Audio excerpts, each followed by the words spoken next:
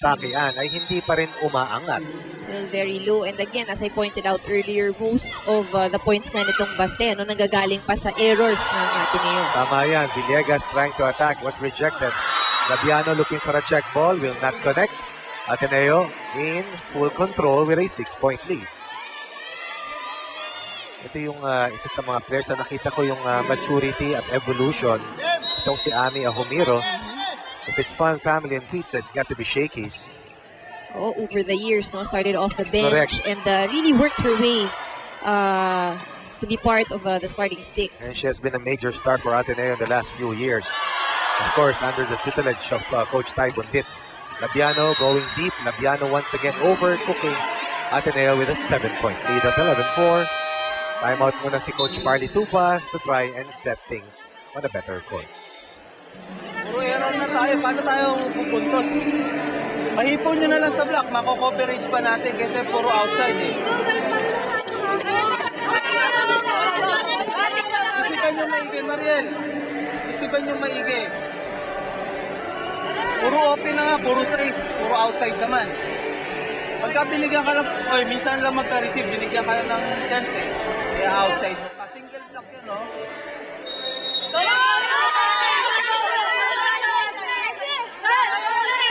Itong si Coach Clint, nakikita na rin, It could also be because intimidating itong front line Yes. ng Ateneo. That's why karamihan sa mga opensa ng San Sebastian lumalabas. They try to avoid the blockers as much as they can. You also have to factor in na parang home court ng Ateneo. Oo naman. Itong Phil Oil Frying V Arena. Oo. Balakpakan pa lang, umaalog na. Villegas with a tip. Good reaction coming from Giselle Tan. Free ball given up by Ateneo. Back set for Villegas. Going for a drop. Contain. Backline attack. That will go out.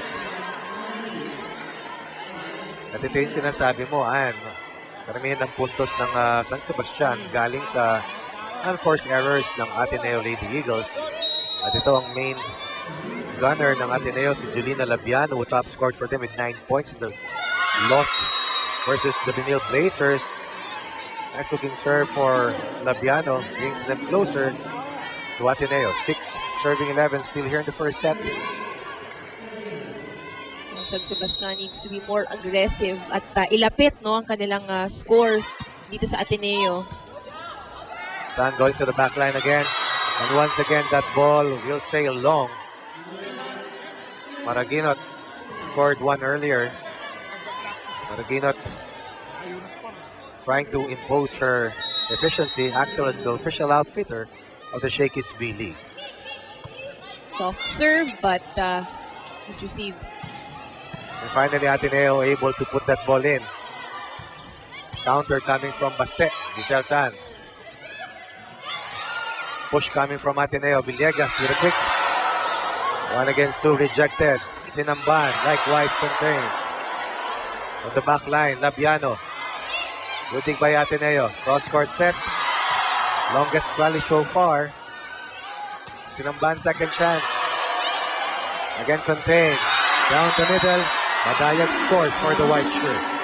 They may have lost that point against Ateneo, pero may tamang ginawa itong San Sebastian eh. Ang sabi ni Coach kanina, patama nyo sa kamay, huwag kayong matakot. Oo. And of course, in that last point, I believe that Jamie La Vitoria, yung libero ng Ateneo, had 2 good digs to keep that ball alive and allow Ateneo to finish off that 12-point.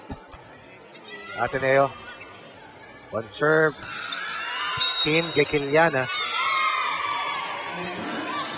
Net touch para dito sa Ateneo gives San Sebastian its 8th point, and now they're closer dito sa Lady Eagles. San Sebastian. Nika Mariel Dalisay will serve. Nice floater for Dalisay. Tan. Going once again to Maraginot. This time going for a high percentage look. Sinamban with a drop. Good luck. Labiano from the back. Oh, Maliwanag. Palo pa lang, mahaba na. overcooked. And nakita rin natin yung trajectory ng bola. Palayo. Palayo. Hindi pa baba. Ito kanina ko pa tinitignan dun sa warm-up, no? Pero nakita ko parang ika-ika si Bea De Leon kanina. Yeah, and she was actually pointing that out bago mag-protocol may kausap siyang teammate. Sinasabi nga niya, parang may May nasakit. nararamdaman, oo. Pero parang okay naman. Wala lang. Pero mga bata. Oo. Ahumiro with a free ball. San Sebastian trying to score off that back set. Villegas could not convert. Maraguinot once again. Oh. And itong si Maraguinot really shining and making her minutes worth on the floor. It's always nice when your players are ready when their number is called. And again, Tan setting up Maraguinot. This ultra-fast spike is brought to you by PLDT Home Ultrarado Ultra-Fast LTE for a happy family. Madeline Madayan for Ateneo.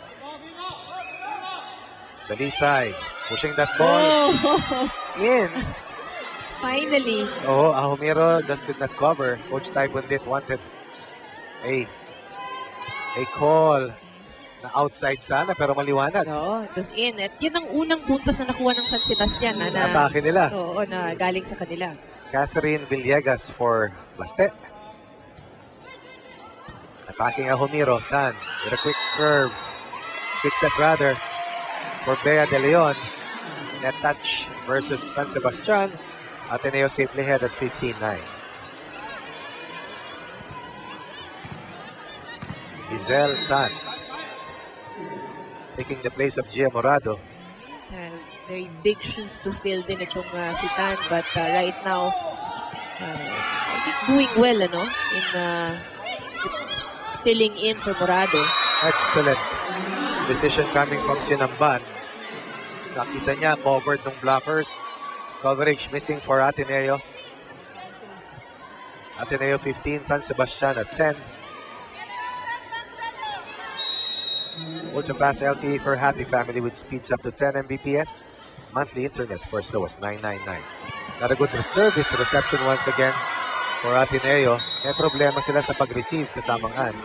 And yun nga, earlier bago itong larong to, I think that's the worry of Coach Ty. Nakikita niya ang weakness ng kanyang koponan ay yung service reception. That's why he has Valdez suited up para pwede niyang hugutin anytime. A service error derails San Sebastian's momentum in Ateneo with a 5-point lead here in the second technical timeout.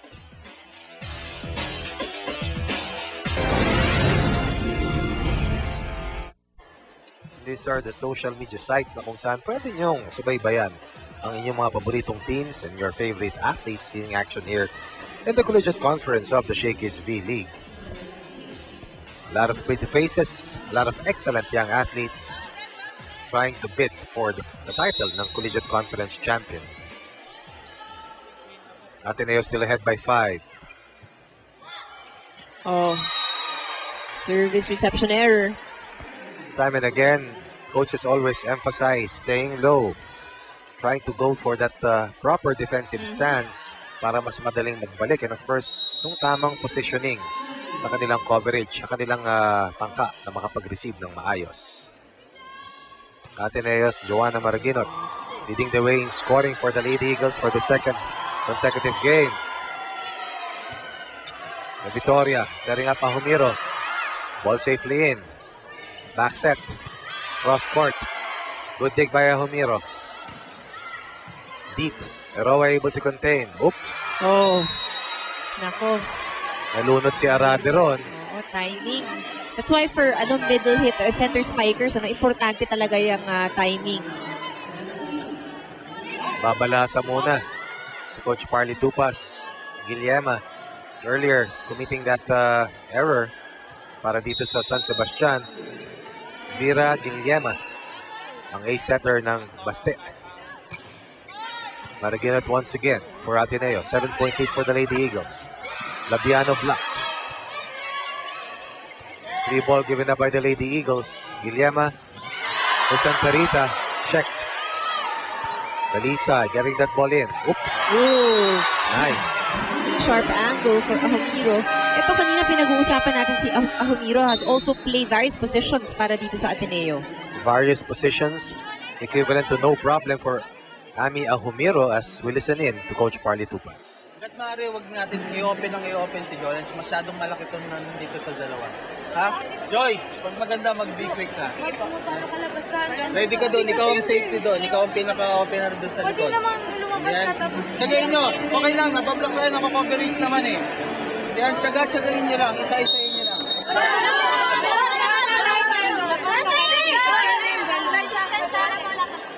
Trying to stop the juggernaut. Yan ang ginawa ni Coach Parley Tupas. At kung kanina, nakadiin siya. Ngayon naman, simpleng paalala. Ahumiro rises to the occasion ng Gizeltan, also showing us that she is a force to reckon with in terms of being an ace setter for Ateneo. Tignan natin kung gagawin itong San Sebastian ang bili ni Coach Clint. Ultrafast LTE for a happy family with speeds up to 10 Mbps. Monthly internet for as low as $9.99. 1 against 2, no problem for Baste. Able to elude yung dalawang blockers. Nalansi yung dalawang defenders doon, Ann. Alam mo, ang nakita ko doon sa pagdaos natin ng mga international events, nung transfer of technology na nakita ko.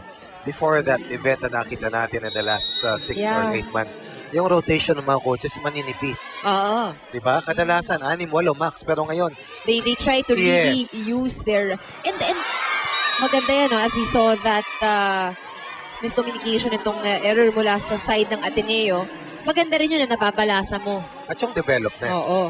Dati talaga very tight, di ba? Minsan talaga solid. Yes. 7 lang eh. That's why, kaya ang hirap din doon pag huhugot ka, ang laki ng pressure doon sa seventh Yes. man mo eh. But now, you give them that time, exposure. Correct. When we talk about development, it's always important for the players to feel that they're not only a part of the team, but yung laro. Iba kasi yung ensayo. Oo. Alam mo yan, iba yung Yes. laro. Because as the official ball of the Shakey's V-League, San Sebastian biting right now, down 19-11. They're only behind by 5 at 19-14. But I think also, no, yung isa pang maganda ngayon, dahil ang dami na ring liga, ang dami Yes. ng Tuloy-tuloy. tuloy-tuloy eh. So the exposure really for the players, even your second stringers nandoon talaga. Si Hindi Ivy, katulad naglalaro natin. pa. Oo. Basta pwede pa. Pwede Basta walang pa. sumasakit sa katawan. Antay ko si Ann. Kung hindi lang ako nanganak eh. Tapos na. Oo nga. Ateneo ahead by 6. Earlier, San Sebastian was breathing down the necks of the Ateneo Lady Eagles. Ahumiro gathering. Labiano with a counter. Oh, nice. Was a good block from Ateneo. Yun naman ang sinasabi rin ni Coach Clint, ano? Huwag kayong matakot pumalo. But in that case, kinulang lang ng coverage. Double block working wonders. Ami Ahumiro closing the door on Jolina Labiano. Mukhang crowd favorite ang papasok. Oo, Gaston. Gaston. Pauline Gaston. If you have time to join us here at the Philoy Flying V Arena, ang ating mga playdates po sa Shakey's V-League, Saturdays and Sundays. Gawin niyo po kaming kasama ng inyong family day. At for sure, hindi po kayo mabibigot, matutuwa kayo. Hindi lang sa dami ng manonood, kundi rin sa quality ng mga larong inyong makikita. Excellent athletes, top teams in the country, at ang ating mga collegiate teams nagpe-prepara sa kanilang mga padating na season sa UAAP maging sa NCAA. 21-15 still for Ateneo. Good reception coming from La Victoria. Oh, nice angle. Good misdirection para dito sa Ateneo, courtesy of Kim Dikiliana. Tingin sa kanan, follow down the line. Aba. Akala ko si Alaysa lang ang merong ganyan. Talagang Ateneo, of course, Oo. proud favorite. Pauline Gaston committing that service error. At tignan mo yung reaction ng mga teammates niya. Oo. Pwede, parang may backup crew doon sa likod. 22 for Ateneo, 16 for Baste. Labiano with the serve earlier. Tan serving Madaya with a running hit. And now you see Tan, no, really making her attackers move. Hindi lang iisang direksyon May yung binibigyan, variation, no? ano? Meron sa harap, meron sa likod. And being a setter means you have to have that capacity and ability to read the defense. Yes. Sinong minamarkahan, pakikilusin mo at babasagin mo yung setup sa blocking defense ng kalaban. It's all about calling the plays. Yan ang trabaho ng setter. And it's all about staying in staying on top of the situation. Kumbaga, ikaw ang hari. Oo. Kaya kailangan ng setters composed palagi yan eh. Composed, makumpiyansa. And even if at times they are the smallest player sa kanilang lineup, they have to be in charge. Dinanis ng ban sa side ni Giseltan. May coverage naman sa likod. Courtesy ni Gikiliana pero hindi nakapasok for Ateneo. Ateneo right now just needs one more point to close this first set. 8 set points earlier for the white shirts of the Lady Eagles. La Victoria with a good service reception. Maraguinot will close out the first set. And Ateneo runs away with the first set win at 25-17. Laban dito sa San Sebastian Lady Stags. At ito yung huling palo ni Maraguinot, ang ating shakies. Shake and play. Ateneo was challenged late in the first set, but eventually Maraguinot and company able to elude the fight back of San Sebastian.